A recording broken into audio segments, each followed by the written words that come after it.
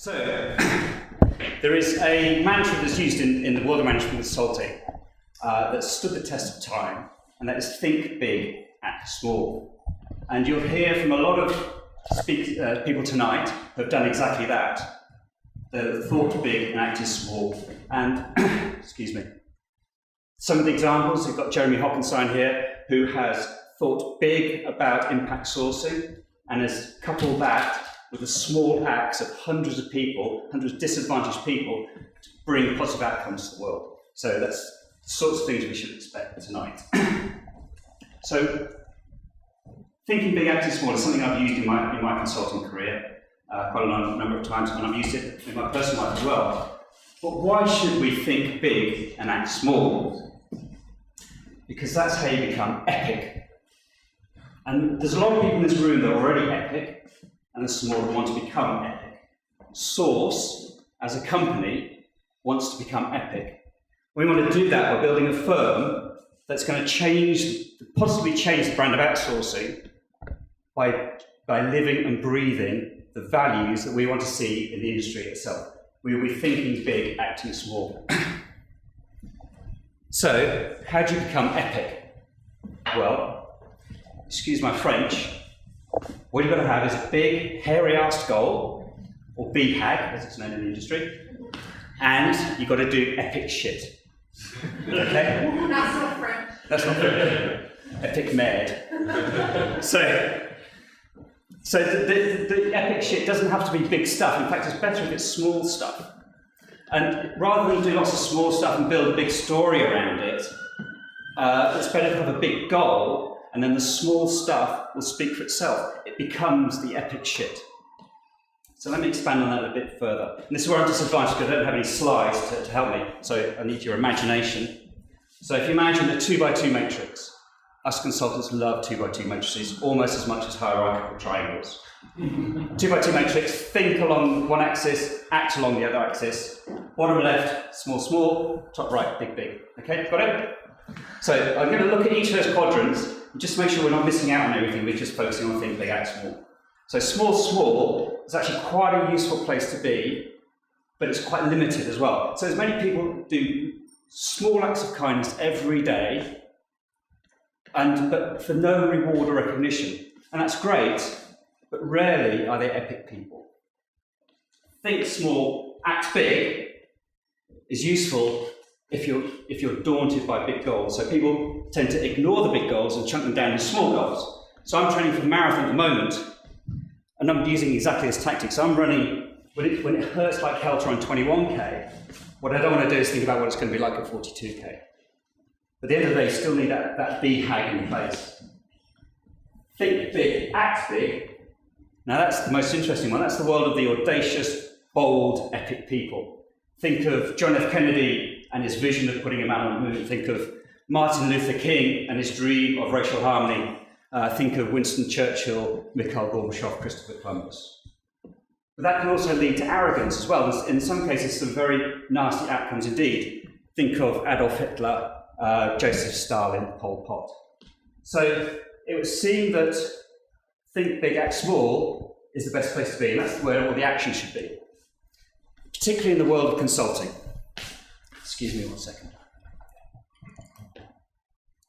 So, unless you're a pure strategy house, and we know they don't do proper work anyway, but what us consultants do is fundamentally change the way the businesses operate by changing what they do on a day-to-day basis, by thinking big, acting small. Let me give you a few examples. Many years ago, I was working for a productivity consultancy, and it was a winery in South Africa, which was a good gig if you can get it. But we did have work to do, and our BHAG, our big hairy-ass goal, was to improve the productivity of that winery factory by 40%, so quite a big achievement.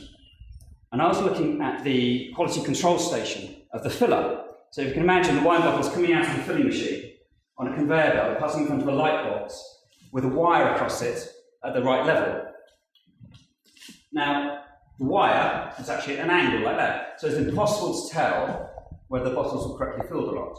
But that didn't matter because the operative that was looking at it was fast asleep in his chair.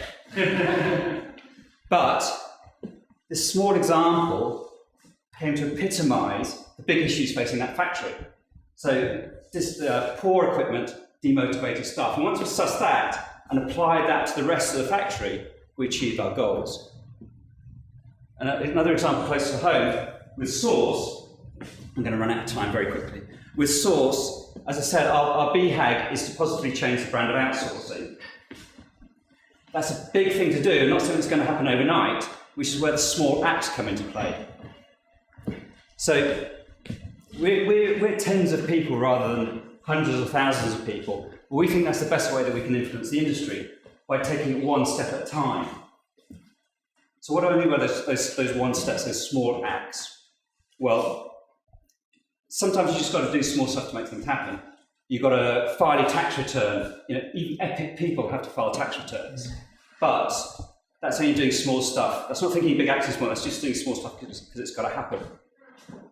So there's other small acts where you can really appreciate the value of doing those small acts. And you've got to make sure you relish that moment, whether it's somebody saying thank you for when you hold the door open, whether it's some witty pun you made, whether it's that juicy bacon sandwich you had for lunch. Just got to make sure you appreciate those particular moments. At the end of the day, the small acts is really easy half of that equation. The difficult part that people find is the thinking big bit.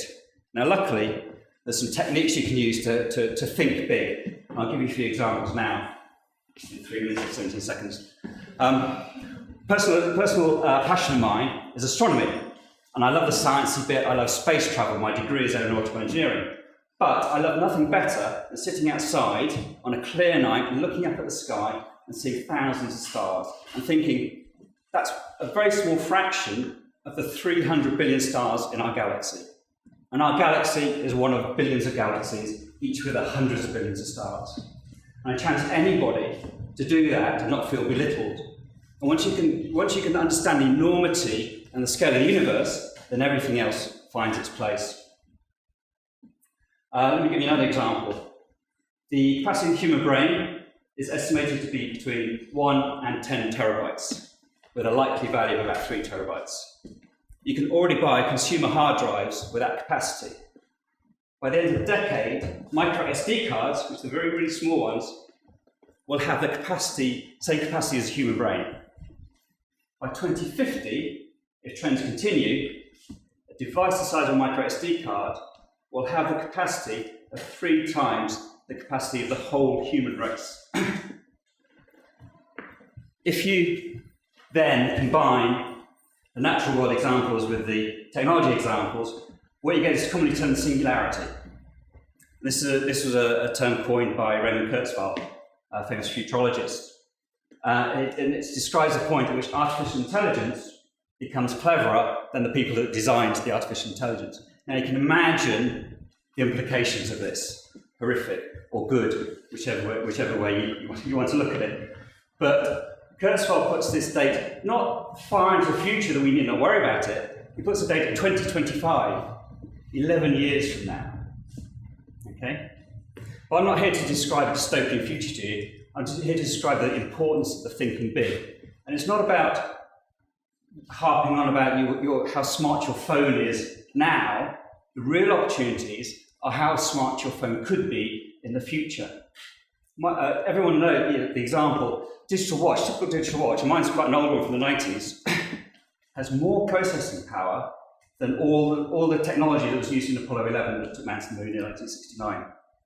And in contrast that with a quote from Werner von Braun, who was the foremost rocket scientist at the time, and he said that human beings were the best computers you could put on spacecraft.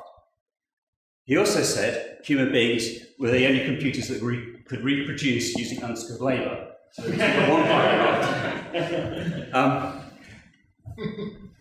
But it really is the thinking big that's the difficult part. So just to conclude, what I'd like to say is that the thinking big, acting small is really important in 12 seconds. The acting small is the bit that reduces our risk, gives us more confidence, but it's the acting big. We don't act big, we have limited ambitions and reduced opportunities. So what you need to be able to do. Give